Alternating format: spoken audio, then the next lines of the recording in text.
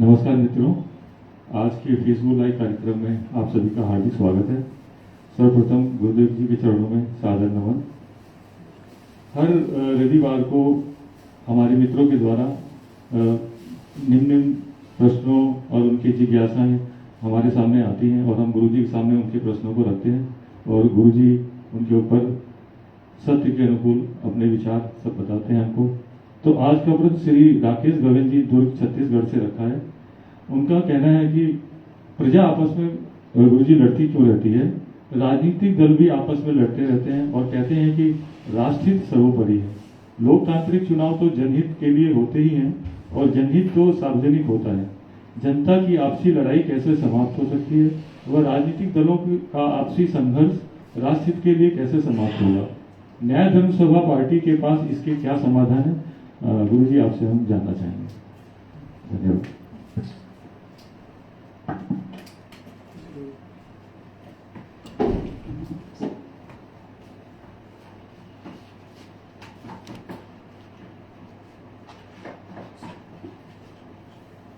जनता आपस में क्यों लड़ती रहती है? राजनेता आपस में क्यों लड़ते हैं? राजनीतिक दल आपस में क्यों लड़ते हैं?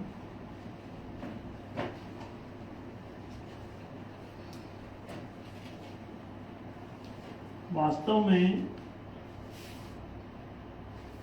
लड़ाई का कुल आधार अपने अपने हितों की रक्षा है।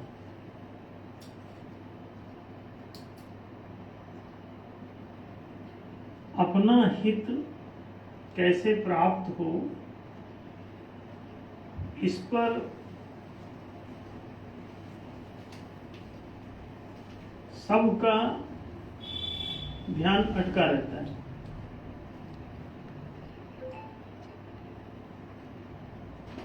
लड़ाई तभी तक रहेगी जब तक कि इन हितों को एक और दूसरा, तीसरा, चौथा, पांचवा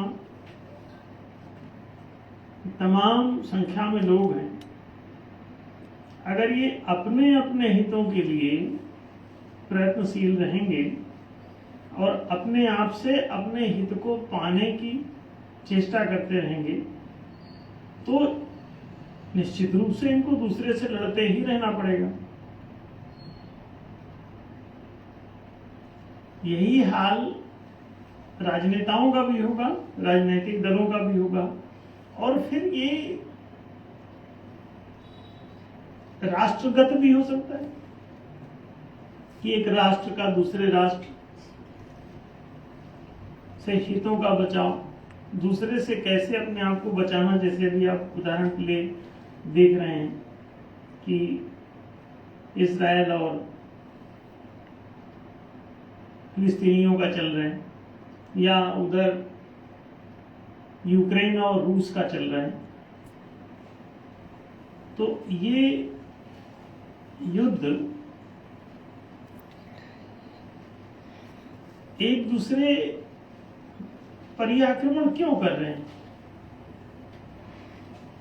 और ये राष्ट्र तक ही सीमित नहीं, सांप्रदायिक भी संघर्ष है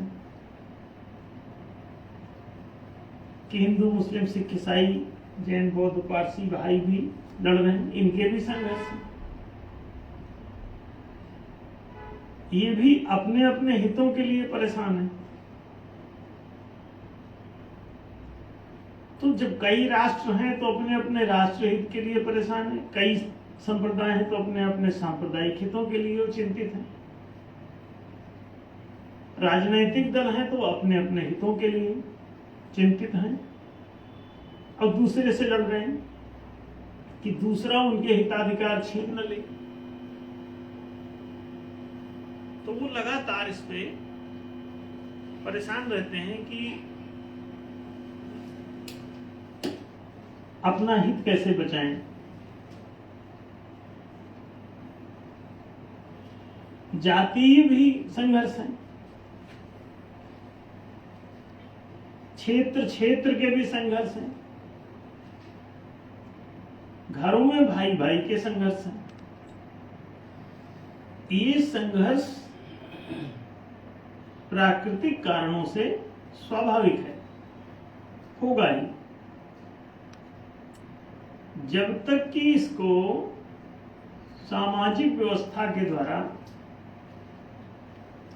एक धार्मिक व्यवस्था के द्वारा, एक सत्यात्मक व्यवस्था के द्वारा, जब तक सार्वजनिक हितों को न्यायोचित रूप से प्रतिष्ठित न कर दिया जाए, सुरक्षित न कर दिया जाए, यदि प्रत्येक व्यक्ति के, प्रत्येक परिवार के, प्रत्येक समूह के अथवा प्रत्येक राष्ट्र के हित न्यायोचित विधान के द्वारा, न्यायोचित व्यवस्था के द्वारा सुरक्षित कर दिए जाएं, तो संघर्ष अपने अपने हितों का स्वतः समाप्त हो जाता है। और यदि ये व्यवस्था नहीं लागू की जाती, जो सत्यात्मक हो, सर्वात्मक हो, सर्वहितकारक हो, ऐसी कोई एक न्याय संगत व्यवस्था जो सत्यात्मक दृष्टिकोण पर आधारित हो, सर्वहितकारिता को प्रतिष्ठित करती हो, तो निश्चित रूप से ये संघर्ष रुक जाएगा और इसे रोकना भी नहीं पड़ेगा, ये स्वतः रुक जाता है। यदि कई सारे राजनीतिक दल हैं तो आपस में वो लड़ते ही रहेंगे।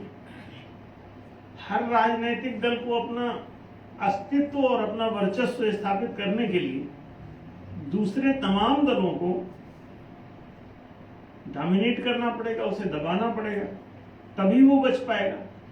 भाजपा यदि कांग्रेस को डोमिनेट नहीं करती है तो कांग्रेस हावी हो जाएगी, कांग्रेस यदि भाजपा को डोमिनेट नहीं कर पाती है तो भाजपा हावी हो जाएगी। दूसरे भी दलों का यही हाल है, सब एक दूसरे को डोमिनेट करके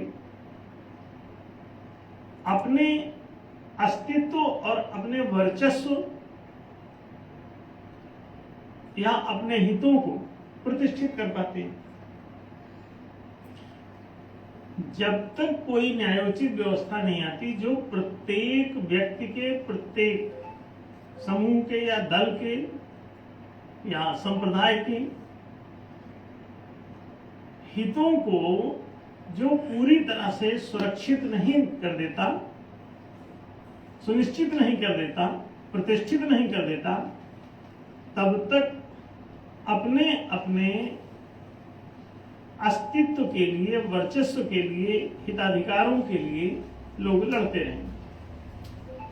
तो इस लड़ाई का कोई अंत जंगल में नहीं हो सकता, क्योंकि जंगल में कोई व्यवस्था नहीं है सत्यात्मक। वहां सही गलत का, सत्य असत्य का कोई निर्णय भी नहीं।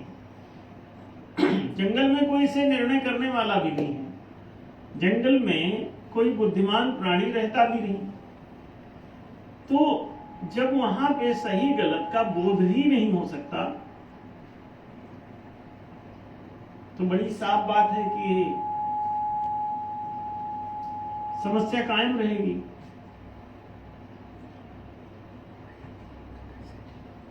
पशुओं के बीच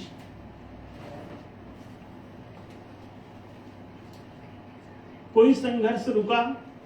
कभी किसी ने देखा कि जंगल में कोई संघर्ष रुक रहा है? तो नहीं, कोई संघर्ष नहीं रुका।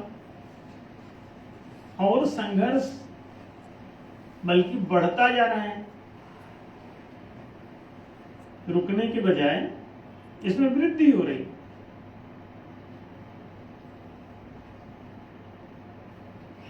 तो बड़ा विचारणीय है ये मुद्दा कि जंगल में जब नहीं रुक रहा है तो आपके समाज में कैसे रुकेगा? अगर जंगल जैसी ही परिस्थितियां हो या समाज में भी जंगल राज स्थापित हो, जहां कोई निष्पक्ष रूप से किन्हीं भी दो जातियों, दो व्यक्तियों, दो पक्षों, दो परिवारों अथवा दो दलों या दो राष्ट्रों के हिताधिकारों को निष्पक्ष रूप से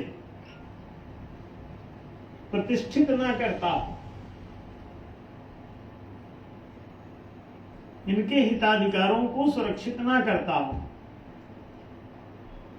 तो दलीय संघर्ष, जातीय संघर्ष, राष्ट्रीय संघर्ष या व्यक्ति व्यक्ति के बीच का संघर्ष रुक नहीं सकता कभी। न्याय धर्म सभा इसी सत्यात्मक न्यायशील व्यवस्था को प्रतिष्ठित कर रही है, जो इस समस्या को जड़ से समाप्त कर सकती है। किन्हीं भी दो पक्षों, दो व्यक्तियों, दो दलों के बीच के संघर्ष को न्याय के सिद्धांत का अवलंबन लेके ही समाप्त कर सकते हो आप, अन्यथा कभी आक्रमण रुकेंगे नहीं, युद्ध रुकेंगे नहीं। जब तक सर्वहितकारिता नहीं होगी तब तक संघर्ष नहीं रुकता। दिनकर की एक कविता बड़ी प्रसिद्ध है इस विषय में कि जब तक मानव मानव का अधिकार नहीं सम होगा, सुख भाग नहीं सम होगा, हित भाग नहीं सम होगा, शमित न होगा कोलाहल, संघर्ष नहीं कम होगा। उनके अधिकार, उनके हित, उनके सुख, उनकी सुविधाएं जब तक समान और उचित रूप से वितरित नहीं कर दी जाती तब तक कोई संघर्ष नहीं रुकेगा। तो लड़ाइयां होंगी, आक्रमण होंगे, आत्मरक्षण की चेष्टा भी होगी, तो आक्रमण और आत्मरक्षण करने के बीच में युद्ध छिड़ जाएगा। दोनों सत्ताओं में जो ज्यादा ताकतवर होगा उसका वर्चस्व स्थापित हो जाएगा, दूसरे को वो मार गिराएगा। कमजोर पक्ष इसमें लुटेगा, पिटेगा, कुटेगा, मरेगा, बर्बाद होगा, नष्ट होगा। अपने जो थोड़े बहुत हिताधिकार उसके पास हैं, थोड़े बहुत धन संपदा संसाधन कुछ हैं, वो भी सब नष्ट कर दिए जाएंगे। जंगल में दूसरे को तहस नहस करके दूसरे के जीवन अधिकारों को पूरी तरह से ध्वस्त करके और दूसरा जो बलवान जीव है वो अपना वर्चस्व स्थापित कर लेता है। ये जंगल में आप लगातार देख रहे हैं। मानवीय प्रवृत्ति में भी यदि ये सिंहत्व या आक्रामकता, ये निगेटिविटी, नकारात्मकता यदि कायम है कि वो दूसरे के जीवनाधिकार के लिए वो हानिकारक है एक पक्ष, तो दूसरा पक्ष अपने हिताधिकारों की रक्षा के लिए व्यग्र होगा और उसकी व्यग्रता, उसकी व्याकुलता युद्ध की ओर ले जाएगी। वो अपने बचाव में लड़ने लगेगा। अगर कोई रावण सीता का हरण करके ले जाएगा तो युद्ध तो छिड़ेगा ही। कोई द्रौपदी के केस घसीटते हुए, पकड़ के खींच के घसीटते हुए यदि कोई भरी सभा में उसे नंगा करेगा तो उसके बचाव वाले भी आएंगे ही कहीं ना कहीं से। कुछ ना कुछ कृष्ण और पांडव उसकी रक्षा को तत्पर दिखाई देंगे और उसका परिणाम महाभारत का युद्ध होगा। तो युद्ध तो हुए ही इसी वजह से है। और युद्ध का कोई कारण है क्या? कहीं भी आप देखें, राम रावण युद्ध देखें, वहां कमजोर पक्ष पिट रहा है, लुट रहा है। अब उसके जो संरक्षक होंगे वो आगे आ जाएंगे उसके बचाव में, युद्ध का बिल्कुल बच जाएगा।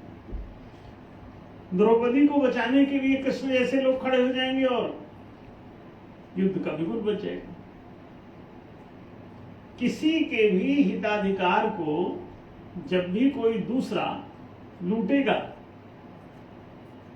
तो युद्ध छिड़ेगा। तो ये एक सर्वसामान्य बात है कि आप अगर अपने हिताधिकारों को दूसरे के हिताधिकार के समकक्ष मानते, जानते, स्वीकारते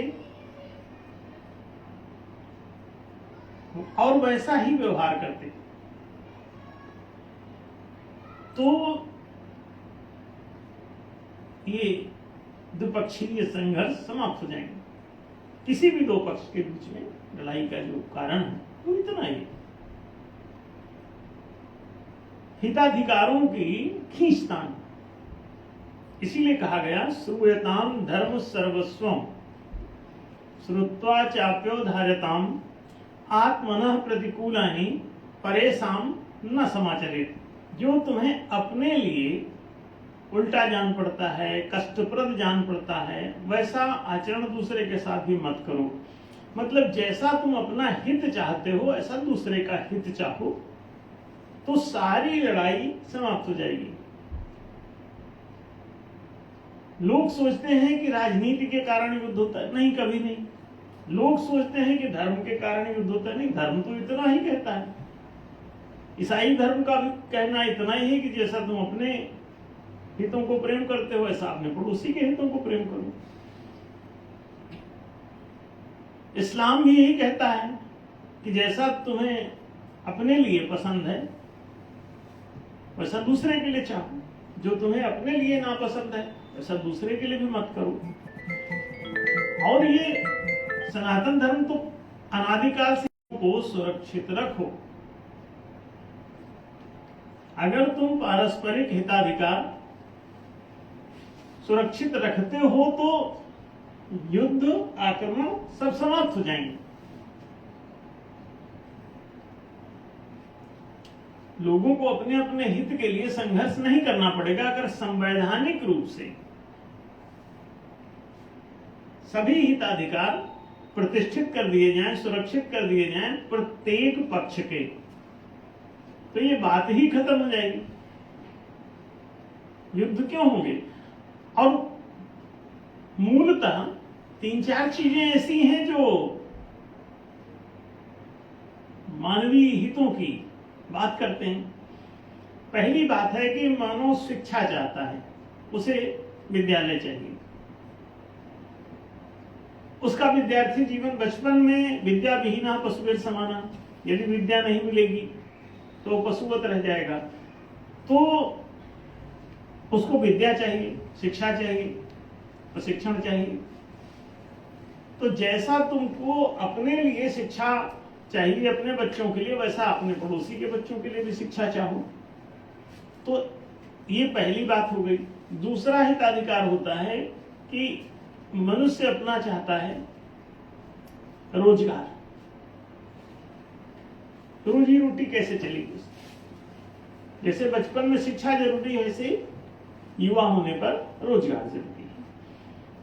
तो दूसरे रोजगार की व्यवस्था अगर सुरक्षित कर दी जाए कि रोजगार सभी को पाने का अधिकार है, प्रत्येक युवक को, तो ऐसी दशा में जैसा तुम अपने लिए आर्थिक संसाधन चाहते हो ऐसा अपने पड़ोसी के लिए चाहो। झगड़ा नंबर 2 समाप्त। तीसरा है आवासीय सुविधाएं। हर मनुष्य को घर चाहिए, निवास चाहिए। अगर अच्छा आवास निवास उसके पास नहीं है तो वो तकलीफों से बच नहीं सकता। तो अपने तकलीफों से बचाव के लिए वो आवास बनाना चाहता है। अब जैसे आपको अपने लिए आवास चाहिए वैसा ही अपने पड़ोसी के लिए भी आवास चाहो। ये तीसरा झगड़े का कारण समाप्त हुआ।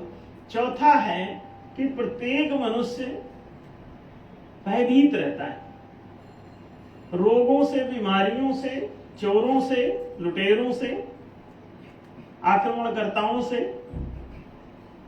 प्राकृतिक संकटों से, वृद्धता से, ऐसे अनेक प्रकार की समस्याएं उसके सामने हैं। जो भय उसको उत्पन्न करती हैं, उन भयों से जो उसे सुरक्षा चाहिए, उनका नियंत्रण चाहिए, संरक्षण चाहिए, वो प्रत्येक अपने लिए तो चाहता है कि उसे अच्छी चिकित्सा मिल जाए, रोगों से छुटकारा हो जाए, अच्छा सुरक्षा का इंतजाम हो जाए, सैन्य बल जो है वो उसको सुरक्षा दे दे ताकि उसे चोर डाकू लूट न ले आए, वो आराम से रह सके घर में। लेकिन आपको अपने लिए तो आप चाहते हैं कि आपको अच्छा हॉस्पिटल मिल जाए, अच्छा सिक्योरिटी मिल जाए, लेकिन दूसरे के, पड़ोसी के लिए भी, दूसरे के लिए भी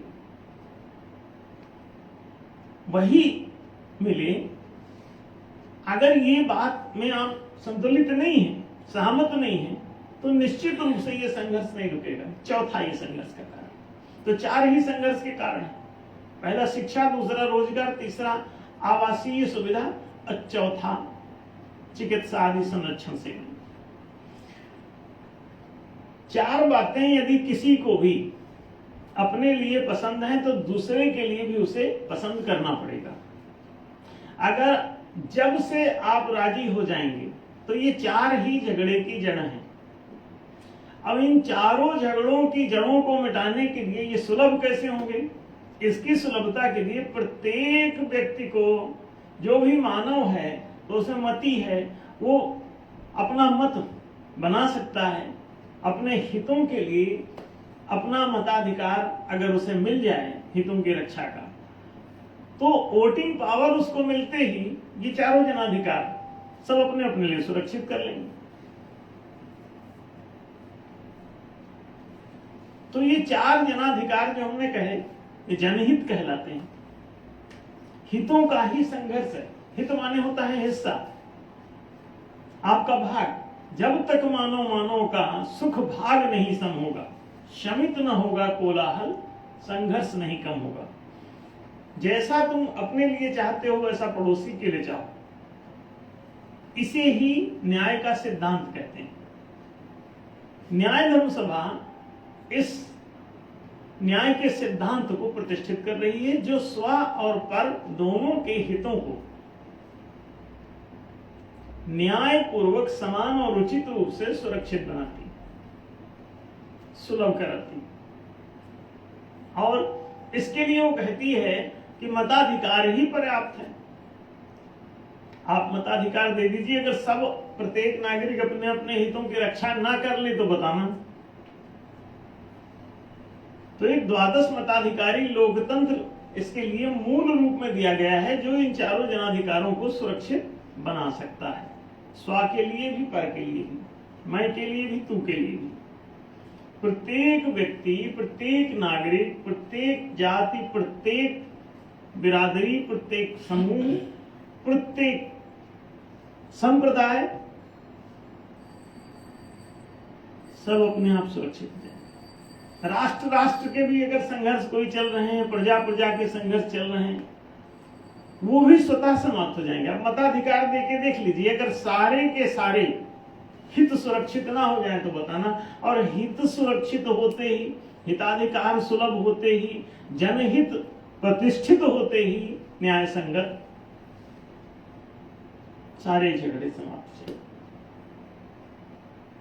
न्याय धर्म सभा इसका प्रचार प्रसार कर रही दोनों बातों का, द्वादश मताधिकारी महालोकतंत्र का और इन चारों जनाधिकारों की प्रतिष्ठा के लिए काम कर रहे हैं। मूल ये जो 2 बातें आप ये देख रहे हैं, पहला ये न्यायशील महालोकतंत्र है जो सबको स्वयं सक्षम बनाता है कि प्रत्येक नागरिक स्वतः सक्षम हो जाएगा यदि उसको ये द्वादश मताधिकार मिल जाते हैं, 12 मताधिकार, और ये चारों जनाधिकार वो अपने आप प्राप्त कर लेगा। ये हित है, जनहित, इनको जनाधिकार कहते हैं।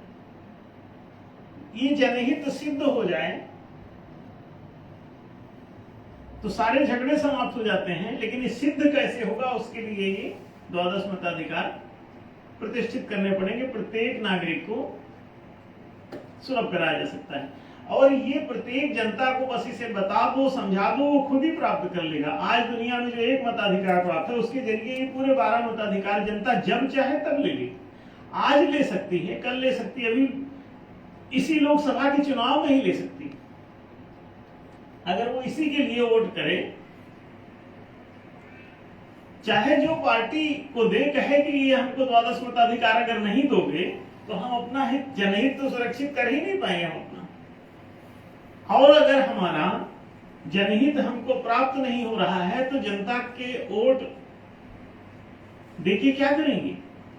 जनता अगर इस बात को खुद ही समझ जाए और बोलने लगे तो उसकी समस्या हमेशा के लिए समाप्त हो जाएगी।